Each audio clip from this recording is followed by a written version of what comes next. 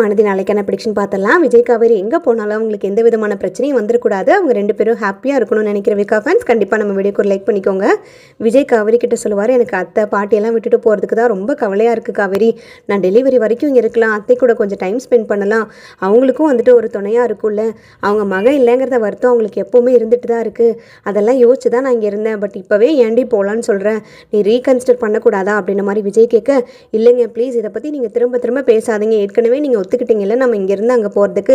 நான் தாத்தா கிட்டேயும் ப்ராமிஸ் பண்ணி கொடுத்துருக்கேன். எனக்கு ரொம்ப கில்ட்டியாக இருக்குது விஜய். நம்ம எப்போ தோணுதோ நம்ம அம்மாவையும் பாட்டி இங்கே வந்து பார்த்துக்கலாம், அல்லது அவங்க 2 பேரையும் அங்கே வர வச்சு கூட நம்ம பார்க்கலாம். இப்போதைக்கு நம்ம அங்கே போகிறது தான் எனக்கு கரெக்டுன்னு தோணுது. ப்ளீஸ் விஜய், இதுக்கு மேலே நீங்கள் இதை பற்றி பேசாதீங்க. நம்ம கிளம்புறதுக்கு நான் எல்லாமே பேக் பண்ண போகிறேன்னு சொல்லிட்டு காவேரி எல்லாத்தையும் எடுத்து வச்சுட்ருப்பாங்க.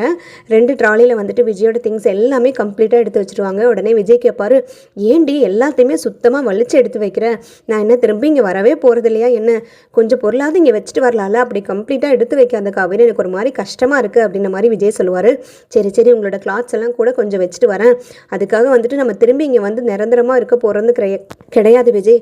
அதுதான் நம்மளோட வீடு, அங்கே தான் நம்ம இருக்க போகிறோம்.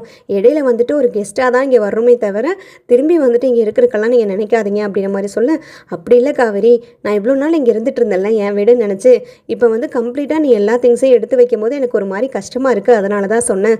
சரிவா, அத்தைக்கிட்ட பாட்டிக்கிட்ட எல்லாருக்கிட்டையும் போய் சொல்லலான்னு சொல்லிட்டு விஜய் காவேரி 2 பேருமே போவாங்க.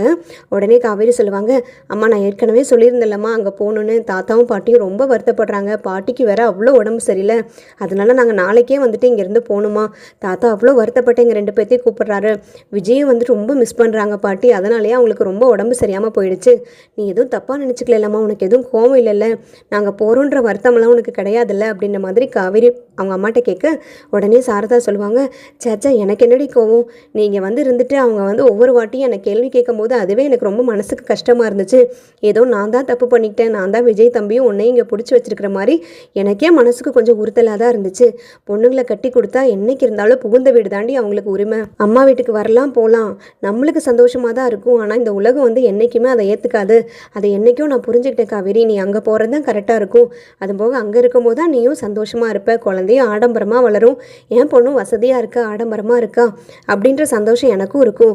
நீ ஒன்றும் அதெல்லாம் போட்டு குழப்பிக்காத, நீ நல்லபடியாக போயிட்டு வா, நீ எங்கே போனாலும் உன் மனசுக்கு நீயும் விஜய் தம்பியும் நல்லபடியாக இருப்பீங்க அப்படின்ற மாதிரி சாரதா சொல்ல, உடனே கங்கா, அவள் நல்லா இருந்தால் தான் உனக்கு ரொம்ப சந்தோஷமாச்சே, அவளை மட்டும் நீ புகழ்றதில்ல, எப்படி தான் இப்படிலாம் உனக்கு வாய் வார்த்தை வருதோ அப்படின்ற மாதிரி மனசுக்குள்ளே புலம்புவாங்க.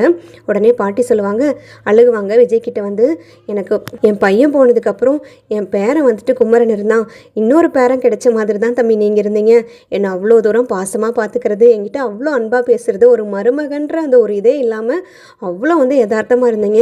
உங்களை மாதிரி ஒரு மருமகன் கிடைக்கிறதுக்கு நாங்கள் கொடுத்து வச்சுருக்கணும். சரி சரி, மருமகன்லாம் சொல்லக்கூடாது, நீங்கள் ஏற்கனவே சொல்லியிருக்கீங்கல்ல, உன்னை மாதிரி ஒரு பேரன் கிடைக்கிறதுக்கு நான் ரொம்ப கொடுத்து வச்சுருக்கணும். அதே மாதிரி சாரதா வந்து உங்களை மாதிரி ஒரு மகன் கிடைக்கிறதுக்கு கொடுத்து வச்சுருக்கணும். நாங்கள் என்ன வர வாங்கினோமோ தெரியல, உங்களை மாதிரி ஒருத்தர் வந்து எங்கள் காவேரிக்கு வந்துட்டு புருஷனாக வந்திருக்கீங்க, நீங்கள் எங்கே இருந்தாலும் நல்லா இருக்கணும், பாட்டியை மறந்துட மாட்டீங்கல்ல அப்படின்ற மாதிரி கேட்க, உடனே விஜய் பாட்டியை ஹக் பண்ணி, பாட்டி அப்படிலாம் யோசிக்காதீங்க, நான் எங்கே போனாலும் உங்களை மறக்க மாட்டேன், எப்போவுமே உங்களை எல்லாத்தையுமே நான் நினச்சிக்கிட்டு தான் இருப்பேன் அப்படின்ற மாதிரி விஜய் ரொம்ப ஃபீல் பண்ணுவார்.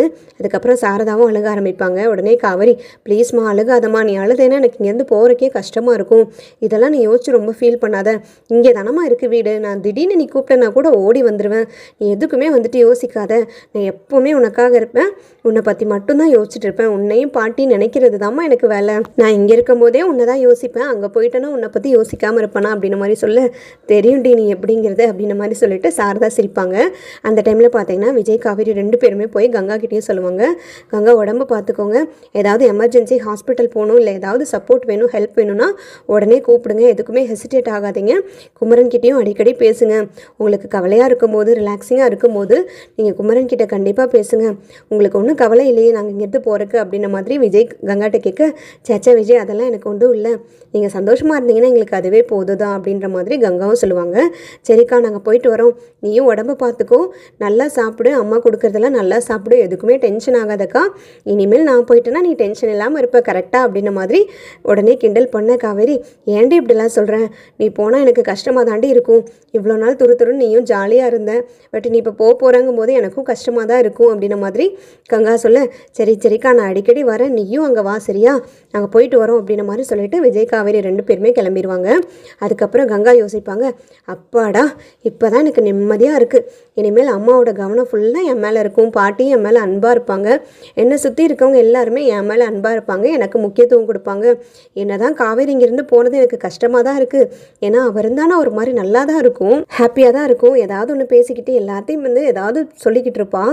பட் இப்போ போகிறது எனக்கு கவலையாக தான் இருக்குது. இருந்தாலும் என்னை பற்றி என் குழந்தைய பற்றி யோசிக்கும் போது காவேரி இங்கேருந்து போகிறது தான் சரியாக இருக்கும். அவள் அங்கே போனான்னா அவளும் அங்கே நிம்மதியாக தான் இருக்க போகிறான். விஜய் வந்து நல்லா கவனிச்சுக்குவார். அதே மாதிரி அங்கே பெரிய வீடு, அவளுக்கு தேவையான எல்லா வசதியும் கிடைக்கும். அவள் அங்கே இருக்கிறதும் நான் இங்கே இருக்கிறது தான் கரெக்டாக இருக்கும். அப்போ தான் அவளுக்கு தேவையானது அவளுக்கும், எனக்கு தேவையானது எனக்கும் கிடைக்கும். அப்பாடா அப்படின்ற மாதிரி கங்கா ஃபீல் பண்ணுவாங்க. உடனே சாரதா, எனக்கு ரொம்ப கஷ்டமாக இருக்குடி, அவள் வேற மாசமாக இருக்கா, ஒரு 2 மாதம் கூட முழுசாக இல்லை அவளை கவனிச்சுக்கிறதுக்கு. எல்லாமே வந்துட்டு நான் அவளுக்கு பண்ணணும்னு நினச்சேன், இப்போ போயிட்டது எனக்கு ரொம்பவே கவலையாக இருக்குது அப்படின்ற மாதிரி சொல்ல உடனே கங்கா சொல்லுவாங்க, நீ ரொம்ப கவலைப்பட்டு ஃபீல் பண்ணிட்டு இருக்காதம்மா, நீ முதல்ல எனக்கு பால் கொண்டு வா, எனக்கு ரொம்ப டயர்டாக இருக்குது. இதுக்கு மேலேயாவது என்ன கொஞ்சம் கவனிக்க ஆரம்பி. இவ்வளோ நாள் தான் உன் பிள்ளை விழுந்து விழுந்து கவனிச்சிட்டு இருந்தியே அப்படின்ற மாதிரி சொல்ல உடனே பாட்டி சொல்லுவாங்க, பாருடி ஆரம்பிச்சிட்டா இவோ, ஏண்டி இவ்வளோ நாள் உன்னை கவனிக்கவே இல்லையா, காவேரி மட்டும்தான் கவனிச்சிட்டு இருந்தாங்களா, இப்படி நீ பேசி பேசியே தாண்டி அவனோட சாபத்திலே தாண்டி அவன் இங்கேருந்து போயிட்டா. என்னாச்சோ திடீர்னு ஒரு பிரச்சனை வந்து விஜய் தம்பியும் காவேரி இங்கே போகிற மாதிரி ஆயிடுச்சு, இதுக்கு மேலே நீ அவளை பற்றி பேசாதடி அப்படின்ற மாதிரி சொல்லிட்டு பாட்டி உள்ளே போயிடுவாங்க. சாரதாவும் கங்காவும் மறைச்சு பார்த்துட்டு உள்ளே போயிடுவாங்க. அதுக்கப்புறம் கங்கா, இவங்க இப்படி தான் மறைச்சிக்கிட்டு இருப்பாங்க, அதுக்கப்புறம் சரியாயிருவாங்க, நம்ம எப்படியும் இப்போ ஹாப்பியாக இருக்கும் அப்படின்ற மாதிரி கங்காவும் யோசிப்பாங்க. அந்த டைமில் பார்த்தீங்கன்னா அங்கே வந்து புது ட்விஸ்ட்டு வந்துட்டு அன்பு கிளப்பிட்டு இருப்பாரு. உடனே போய் தாத்தா கிட்ட சொல்லுவார், பாருங்க மாமா, விஜய் காவேரி இங்கே வரதில் எனக்கு எந்த விதமான பிரச்சனையும் கிடையாது. ஆனால் நான் ஒரே ஒரு விஷயம் சொல்லிக்கிறேன், எனக்கு அந்த கம்பெனி வேணும், அந்த கம்பெனி வந்து நானே பார்த்துக்கிறேன். ஏன் என்னால் முடியாது, ஏன் என் மேலே நம்பிக்கை வைக்க மாட்டேங்கிறேன், நானும் என் பையன் வந்துட்டு நல்லா பார்த்துக்க மாட்டோமா, உங்களுக்கு தான் வயசாகி போச்சுல்ல, எதுவும் கவனிக்க முடியாதுல்ல, இங்கே பாருங்கள், நான் இருக்கும்போது அந்த கம்பெனியை நான் தான் பார்த்துக்குவேன், எனக்கு அப்புறம் விஜயோ அஜயோ யார் வேணுனாலும் பார்த்துக்கிட்டு போட்டும், என்னை நம்பி கொடுங்க மாமா அப்படின்ற மாதிரி கேட்க உடனே சித்தியும் வந்து சொல்லுவாங்க, ஆமாப்பா அவரும் இப்போ வேலை இல்லாமல் தானே இருக்காரு, இவ்வளோ நாள் அவரும் கஷ்டப்பட்டுட்டாரு, பட் அவருக்கு எல்லாமே இருந்து எதையுமே அனுபவிக்காம தானே இருக்காரு உங்கள் மூஞ்சிக்காக, இப்போவாது நீங்கள் அவருக்கு அந்த வாய்ப்பை கொடுங்கப்பா, அவர் பார்த்துக்குவாரு, அவர் நல்லபடியாக பண்ணுவார் அப்படின்ற மாதிரி சித்தி சொல்ல, ஏம்மா உனக்கு இவரை பற்றி தெரிஞ்சுக்கிட்டும் சப்போர்ட் பண்ணுறியா புருஷனுங்கிறக்காக, இது வந்து நானும் நீயும் வந்து முடிவெடுக்கிறது கிடையாது, நான் ஒரு சாதாரண கம்பெனியை விஜய் கையில் கொடுத்தேன், அவன் உருவாக்குனது தான் இது எல்லாமே, இவ்வளோ பேர் நம்மளுக்கு கீழே வேலை செய்கிறாங்க, இவ்வளோ சொத்து இவ்வளோ ப்ராஃபிட் எல்லாம் அந்த கம்பெனிலேருந்து நம்மளுக்கு வருது, நம்ம இவ்வளோ வந்துட்டு சொத்து சேர்த்துருக்கோன்னா அதுக்கு காரணம் நானும் நீயும் கிடையாது, விஜய் மட்டும்தான். விஜய் மட்டும்தாங்கிறது உனக்கும் தெரியும் எனக்கும் தெரியும், விஜய் மீறி நான் எந்த முடிவு எடுக்க முடியாது. அது போக போன மாதத்துல எல்லாம் உன் புருஷனை நம்பி தானே விட்டுருந்தேன், கம்பெனியில் எவ்வளோ பிரச்சனை எவ்வளோ ரெவன்யூ லாஸ் வந்துச்சுன்னு உனக்கே தெரியும்ல, இதெல்லாம் பற்றி நான் இப்போதைக்கு பேச விரும்பலை, நான் விஜய் கிட்ட பேசிட்டு தான் இது பண்ணுவேன். அது போக எனக்கு வந்து விஜய் பார்த்துக்கிட்டா தான் சரியாக வரும்னு தோணுது, நான் உயிரோடு இருக்கிற வரைக்கும் அந்த கம்பெனி வந்து விஜய் தான் பார்த்துக்கணும், அதுக்கப்புறம் நீங்கள் என்ன பண்ணுவீங்களோ பண்ணிட்டு போங்க, எனக்கு அதை பற்றி கவலை கிடையாது. ஏன்னா விஜய் வந்து அவன் பிஸ்னஸ் ஸ்ட்ராட்டிக்ஸ்லேருந்து எல்லாமே வந்து ப்ராப்பராக கற்றுருக்கான், அவன் படித்தது முதல் கொண்டு படித்து முடிச்சுட்டு கம்பெனிக்காக எவ்வளவோ வந்துட்டு படிச்சிருக்கான், அதனால தான் வந்து அவன் இந்த அளவுக்கு முயற்சி பண்ணி எல்லாத்தையும் முன்னுக்கு கொண்டு வந்திருக்கான். இந்த காலத்துக்கு ஏற்ற மாதிரி என்னென்ன பண்ணணும், பிஸ்னஸில் எப்படியெல்லாம் ட்ரிக்ஸ் கொண்டு வரணும், எப்படியெல்லாம் மேனேஜ் பண்ணி என்ன மாதிரிலாம் வருமானத்தை ஏற்படுத்தணுன்றது எல்லாம் வந்து ட்ரிக்ஸும் வந்து விஜய்க்கு தான் தெரியும்.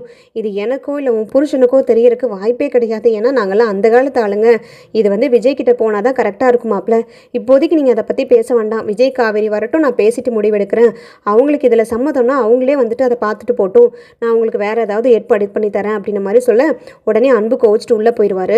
இங்கே பாத்தியாடி, உங்கள் அப்பா வந்துட்டு எதுவுமே எனக்காக பண்ண மாட்டார், வேற ஒரு பிஸ்னஸ் எனக்காக ஏற்படுத்தி தராமா, இதெல்லாம் என்ன நம்ப சொல்கிறியா, இவ்வளோ வருஷ காலத்தில் ஒன்றும் பண்ணாதவர் தான் இப்போ எனக்கு கிழிச்சிட போகிறாரா, இவங்கெல்லாம் நன்றி கெட்டவங்க, நீ தான் வந்து உன் அப்பா அம்மானு நம்பி அவங்கள உட்காந்துட்டு இருக்கேன், என் பையனையும் எதுவும் கவனிக்கிறது கிடையாது, என்னையும் கவனிக்கிறது கிடையாது, உனக்கு மட்டும்தான் உன் அப்பா அம்மா மேலே பாசம், அவங்களுக்கெல்லாம் நம்ம மேலே பாசையும் கிடையாது, அக்கறையும் கிடையாது, எல்லா பாசத்தையும் எல்லா உரிமையும் வந்து விஜய் மேலேயும், கேவலம் நேற்றுக்கு வந்த ஒருத்தி மேலே காவேரி மேலே கூட இவ்வளோ நம்பிக்கை வச்சுருக்காரு அப்பா, என் மேலேயும் என் பையன் மேலேயும் வைக்கல பார்த்தியா அப்படின்ற மாதிரி சொல்ல, சரி விடுங்க விடுங்க, அவங்க வர டைமில் இதெல்லாம் பேசி பிரச்சனை பண்ணிட்டு இருக்காதீங்க, ஏதாவது ஒன்று பண்ணுறேன்னு சொல்லியிருக்காருல அப்பா, கண்டிப்பாக பண்ணுவார், அது போக இந்த பிஸ்னஸ் எல்லாம் உங்களை விட வந்து அனுபவம் வந்து விஜய்க்கு தான் அதிகமாக இருக்குது, விஜய் நல்லா பண்ணுவாங்க, ஒரு வேளை நீங்கள் எடுத்து அதில் இது லாஸ் ஆகிடுச்சுன்னா எல்லாத்துக்கும் காரணம் நம்ம தாங்கிற மாதிரி ஆயிரும், இப்போதைக்கு இந்த மாதிரி ரிஸ்க்கான வேலையிலலாம் நம்ம போகாமல் இருக்கிறது தான் நல்லது, நம்மளே இவ்வளோ நாளைக்கு அப்புறம் இப்போ தான் உள்ளே வந்திருக்கோம், நீங்களே ஏதாவது பிரச்சனை இழுத்து விட்டுறாதீங்க, கம்முன்னு இருங்க அப்படின்ற மாதிரி சொல்ல,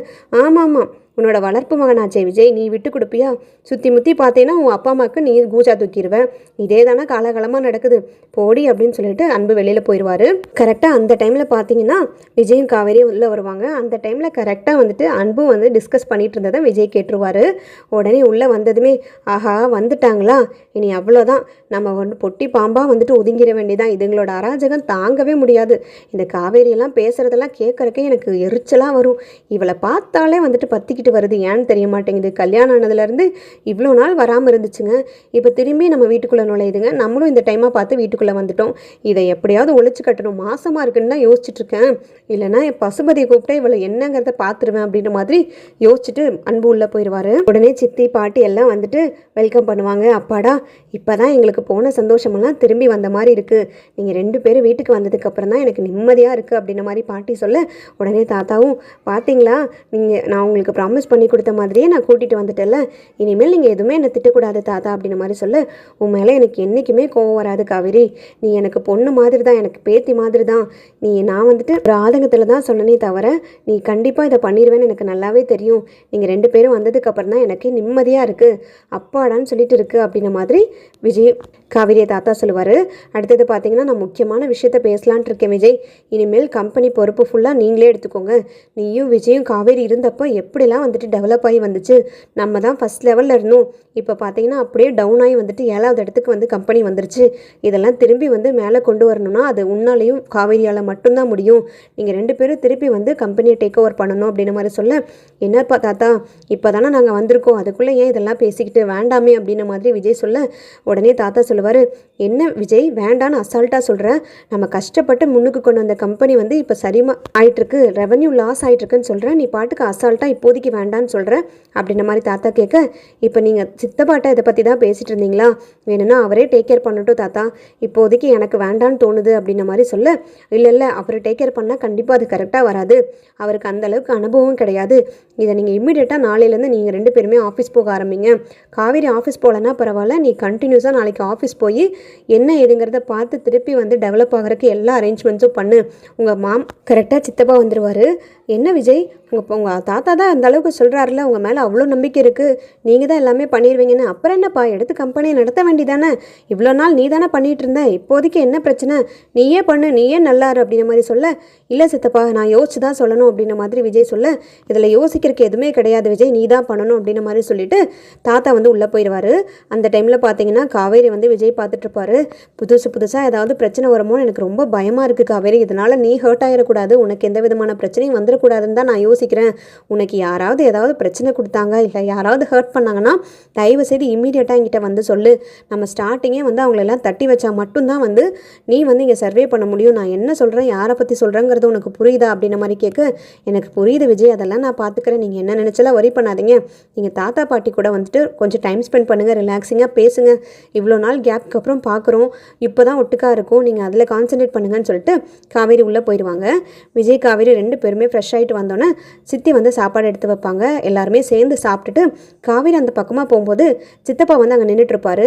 உடனே காவேரி சித்தப்பாட்ட பேசலான்னு போகும்போது அவர் வந்துட்டு மூஞ்சியை பார்த்து முறைச்சிட்டு, நீ வந்தது எனக்கு ரொம்ப சந்தோஷம், என்னோட விஜயும் வந்துட்டு இங்கே கூட்டிகிட்டு வந்தது எனக்கு ரொம்ப சந்தோஷமாக இருக்குது, ஆனால் பாரு என் பையன்தான் இங்கே வர முடியாமல் இருக்கான், உனக்கெல்லாம் என்ன இப்படி ஒரு வாய்ப்பு கிடச்சிருக்கு, எங்கேயோ இருந்து எங்கேயோ வந்து இப்படியெல்லாம் நீ பிழைக்கணும்னு உன் தலையில் எழுதியிருக்கு பாரு, உன் அப்பா அம்மா நல்லா வந்துட்டு வரங்கேட்டு தான் வந்திருக்காங்க அப்படின்ற மாதிரி சொல்ல, இப்போ எதுக்கு அதெல்லாம் பேசுகிறீங்க, நாங்கள் ஒன்றும் அஜய் இங்கே வர வேண்டாம்னு சொல்லலை, இங்கே தேவையில்லாமல் பிரச்சனை பண்ணாதீங்க, யாரையும் யார்கிட்ட இருந்து பிரிக்கவும் கிடையாது, அஜய் இங்கே வர வேண்டாம்னு சொல்லவும் கிடையாது, நீங்களா ஒன்று நினச்சிக்கிட்டு யோசிச்சுட்டு இருக்காதீங்க, தயவு செய்து வழி விடுங்க, நான் போகணும் அப்படின்ற மாதிரி சொல்ல, சரிம்மா நல்லா இருக்கியான்னு கேட்டது ஒரு குத்தமா, நீ மாசமாக இருக்க நல்லா இருக்கியான்னு கேட்கலான்னு தானே வந்தேன், அதுக்கே இப்படி எடுத்தெறிஞ்சு பேசுகிற அப்படின்ற மாதிரி சித்தப்பா வந்து ஸ்டார்ட் பண்ண, இங்கே பாருங்கள் நான் ப்ரெக்னெண்ட்டாக இருக்கேன், இந்த மாதிரி டைமில் வந்து இதெல்லாம் பேசக்கூடாதுன்னு பார்க்குறேன், தயவு செய்து எங்கிட்ட வம்பிழுக்கணும்னு ட்ரை பண்ணாதீங்க, நான் இங்கே வந்திருக்கிறதே வந்துட்டு தாத்தா பாட்டி கூட இருக்கணுங்கிறக்காக தான், அவங்க கூட சண்டை போடணுங்கிறதுலாம் கிடையாது, அதுபோக உங்ககிட்ட பேசணுங்கிற அவசியமும் எனக்கு கிடையாது அப்படின்ற மாதிரி காவேரி சொல்ல, கரெக்டாக அந்த டைமில் விஜய் வந்துடுவார். காவேரி என்னாச்சு, ஏன் இவ்வளோ கோவமாக பேசிகிட்டு இருக்க அப்படின்ற மாதிரி கேட்க, இல்லை விஜய் ஒன்றும் இல்லை அப்படின்ற மாதிரி சொல்லிட்டு டக்குன்னு வந்து காவேரி உள்ளே போயிடுவாங்க. உடனே விஜய் வந்து சித்தப்பாட்ட சொல்லுவார், சித்தப்பா உங்களுக்கு ஏதாவது பிரச்சனைனா என்கிட்ட பேசுங்க, காவேரி கிட்ட இனிமேல் நீங்கள் எதுவுமே பேசக்கூடாது, காவேரி ப்ரெக்னெண்ட்டாக இருக்கும்போது அவளை நல்லபடியாக பத்திரமா பார்த்துக்க வேண்டியது ஒரு புருஷனான என்னோட கடமை. அதனால் நீங்கள் முன்ன மாதிரி வந்து காவேரி கிட்ட கோவமாக பேசுகிறதோ இல்லை எடுத்தெறிஞ்சு பேசுகிற வேலையெல்லாம் வச்சுக்க வேண்டாம். உங்களுக்கு ஏதாவது பிரச்சனைனா நீங்கள் டேரெக்டாக வந்து என்கிட்ட சொல்லுங்கள், நான் என்ன பண்ணணுமோ பண்ணுறேன் அப்படின்ன மாதிரி சொல்ல, எனக்கு எந்த பிரச்சனையும் கிடையாது அப்படின்ன மாதிரி சொல்லிட்டு சித்தப்பா உள்ளே போயிடுவார். உடனே விஜய் யோசிப்பார், இவர்னாலே காவேரிக்கு நிறைய இஷ்யூஸ் வருமோன்னு எனக்கு ரொம்ப பயமாக இருக்குது. இவ்வளோ ஃபோர்ஸ் பண்ணி காவேரி நம்மளை இங்கே கூட்டிகிட்டு வந்திருக்கா. பட் இவருக்கு இதெல்லாம் சுத்தமாக பிடிக்கலங்கிறது எனக்கு நல்லாவே தெரியும். ஆனால் இவர் பண்ணுற சில சேட்டைனால இவர் காவேரி வந்து எக்காரணத்தை கொண்டு ஹர்ட் ஆகிடக்கூடாது. அவள் எப்போவுமே ஹெல்த்தியாக இருக்கணும், அவளை நல்லபடியாக பார்த்துக்க வேண்டியது நம்மளோட கடமைன்னு சொல்லிட்டு ரொம்ப யோசிச்சுட்டு இருப்பாரு.